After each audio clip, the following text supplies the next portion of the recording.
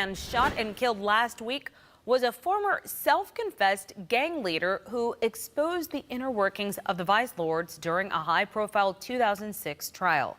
WMC Action News 5's Ariana Poindexter is live now with what else she's uncovered about this. Ariana. Kanji, a source close to the investigation confirms the same Ronald Terry killed in Thursday's shooting has ties to the gang. Law enforcement sources say a man found shot to death last Thursday is the former local kingpin of the nationwide Vice Lord street gang.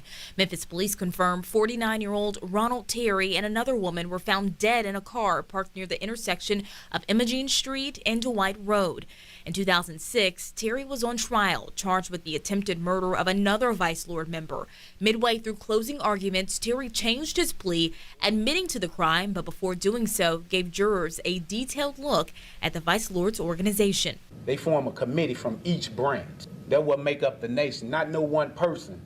Terry served time in prison and was released at the end of his sentence in 2016. One day after Terry's death, a warning from the Tennessee Bureau of Investigation was broadcast on the Memphis police scanners regarding the Vice Lords and the potential threat to local law enforcement. We asked whether or not the warning was connected to Terry's death. The TBI referred us to a statement sent last week saying, quote, "We were requested to provide a situational awareness message to law enforcement agencies for general officer safety. There is no specific threat. Because the message was requested by another agency as part of ongoing investigative efforts, we are not able to provide any other specifics." And regarding the homicide investigation, Memphis police say it is still ongoing. What it do, YouTube, what the business is? Now, we just left Trinidad and Tobago, and we had to quickly hop on a PJ, We had to take our talents all the way to Memphis, Tennessee, because I had to tell y'all, and I got to tell y'all about this crazy story, Now, this is the crazy story of the most notorious gangster to ever come out of Tennessee. He was the chief of the unknown Vice Lords in Memphis, Tennessee. He was the highest ranking Vice Lord and gang member in all of Tennessee. Now, he was from Chicago, and it's guaranteed that he had more rank than 98% of the Vice Lords back home in Chicago. Now, no disrespect, Now, I personally seen him gather over 1,000 of his Vice Lord brothers in one city and in one street. Now, these is facts. I'll quickly tell you one of many stories of Big Pokey, just to give you a reality on how serious he took Vice Lord and how he didn't play. Now, I was with one of my homies. He's a Vice Lord. He was around the corner from Big Pokey. Now, while Big Pokey was surrounded by over 100 guys, Big Pokey quickly broke through the crowd to instantly check my homie about having all red on, and that those aren't our colors, and that he needs to go back and change. Now, another incident from another homie who was also a Vice Lord said he went to a meeting with a full beard, and Big Pokey smacked him and told him to go home and shave. Now, that's just a small percent on how serious this man was. Now, let's get to the story of Ronald Big Pokey Terry, the then chief of the Ghost Mob branch in Tennessee. The owner of Hayes Food Express testified that he had 16 cameras and that he provided police with a copy of the footages. This incident resulted in a Ghost Mob member being directed to clap his fellow Ghost Mob brother. The reasoning was that the brother told Big Pokey, who he looked up to and admired, that it was time for him to leave Ghost Mob and Vice Lords in a hole. He simply wanted out because he wanted his life back. He wanted to get his life together. He felt he gave too much of his life away, and he didn't want it being handed down to his kids. Now, keep in mind, all that was accepted and respected by Big Pokey, if that was really his plan. Because you see, he not only left Ghost Mob, but he started hanging with the traveling Vice Lords. And that could only mean one thing. Now, see, he felt out of place as in Ghost Mob, you know, as all his fam and close friends were travelers, you know. Now, keep in mind, his brother is a traveling vice lord, you know. Now, while his shift ended, while he was working in Captain D's, he received a text from a number saying, Big Pokey is gone.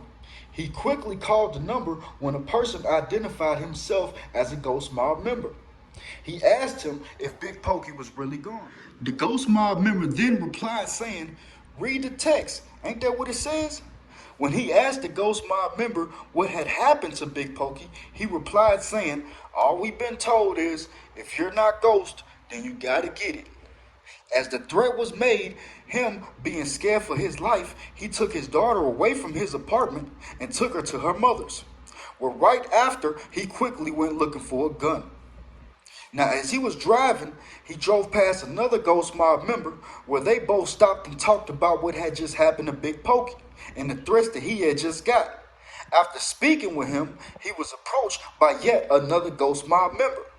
Now, I told y'all they was deep. Now, this member asked him if he had a gun on him because there's a lot of Crips around and he don't want them harming him. But in reality, he only asked him if he had a gun to make sure that it wouldn't be a shootout when the hit was put into play on him. He even convinced him to go to his house to play Madden. And right when he walked in, he said, I got you now. Well, he was clapped by the heat in his face, being popped by a hot slug. Now, all this happened to him because they say the travelers were behind the slaying of Big Pokey. And him kicking it with the traveling vice lords couldn't have came at a worse time.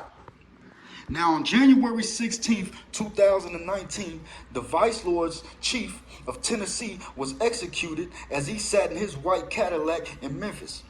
After his slaying, numerous slayings across Tennessee and inside the state prisons took place.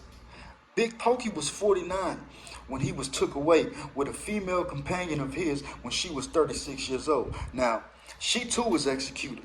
Now, on the day Big Pokey got took out, the Tennessee Department of Corrections locked down every prison in the state due to his slayings with fears of rival gang slashings. Now, a call was intercepted by a high-ranking vice lord stating that a hit has been put out on all law enforcement and correctional officers. Now, Big Pokey was born in Chicago when he then moved to Memphis, Tennessee in 2000. Now, in 2006, Big Pokey stood in court taking a plea on an attempted slaying on another vice lord member. It's even said that he had stepped down from his position and the vice lords in 2014, where he was transferred to another prison in Florida, him being released in 2016. Now, rest in peace to Big Pokey. Now, Big Pokey was a notorious gang leader, a notorious gang chief. When I say this man could call 1,000, 2,000, 3,000 people and have them all right there at the drop of a dime, I'm telling you, man, he can do it. I'm telling you. When people say, I got an army, man, that man really had an army.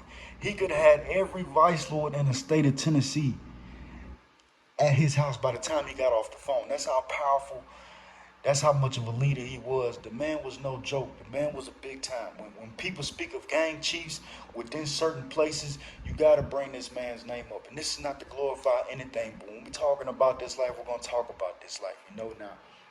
Rest in peace to Big Pokey. High-ranking gang leader has law enforcement across the area on high alert right now. For the past week, there have been rumblings about prison lockdowns and obscure warnings from the TBI. Let's get to local 24 News reporter Janae Francine. She's working the story for us live at East Memphis. Janae, the details are now emerging regarding what really is going on here.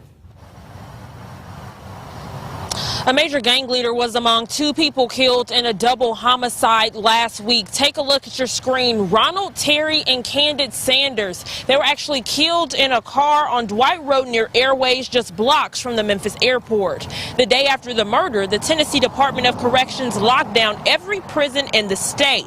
Now, we're told there was concern fights could break out in Tennessee prisons due to Terry's murder. The Tennessee Bureau of Investigation issued a vague warning for law enforcement to be vigilant after word spread that a hit may have been put out on law enforcement officers. When they hear something like this, yes, it makes them more alert and